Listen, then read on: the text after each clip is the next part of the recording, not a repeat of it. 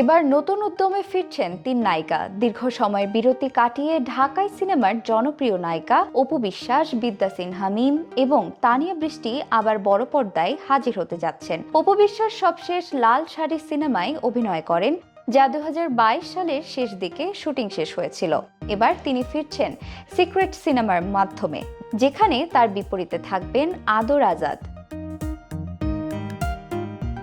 পরিচালক বন্ধন বিশ্বাসের নির্দেশনায় সিনেমার শুটিং ডিসেম্বর থেকেই শুরু হবে। নির্মাতা এখনই গল্পের বিস্তারিত প্রকাশ করতে চাইছেন না, তবে নিশ্চিত করেছেন সিনেমার প্রতিটি মুহূর্ত দর্শকদের জন্য উপভোগ্য হবে।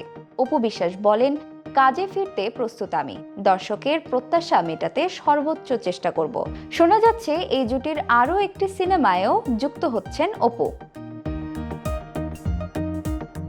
অন্যদিকে বিদ্যা সিনহা মিমও নতুন বছরে সিনেমা হলে ফেরার ইঙ্গিত দিয়েছেন। শেষ মাসে একটি শোরুম উদ্বোধনের সময় তিনি জানিয়েছিলেন নতুন বছরে দর্শকদের সঙ্গে দেখা হবে। ইতিমধ্যেই নতুন সিনেমার শুটিং শুরু হয়েছে, যেখানে নায়ক হিসেবে আছেন আরিফিন শুভ।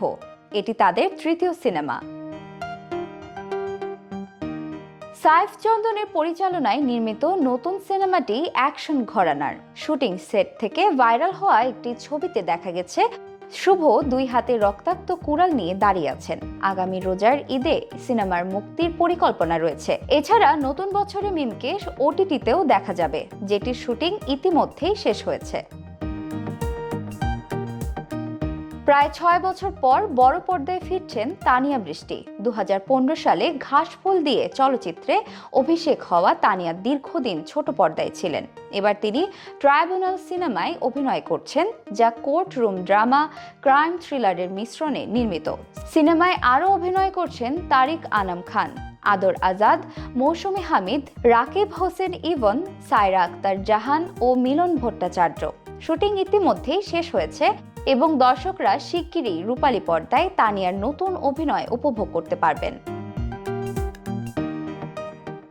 তিন নায়িকার এই প্রত্যাবর্তন ঢাকাই সিনেমায় নতুন উদ্দীপনা যোগ করবে এবং দর্শকদের জন্য রূপালী পর্দার উৎসব হিসেবে স্থান করে নেবে।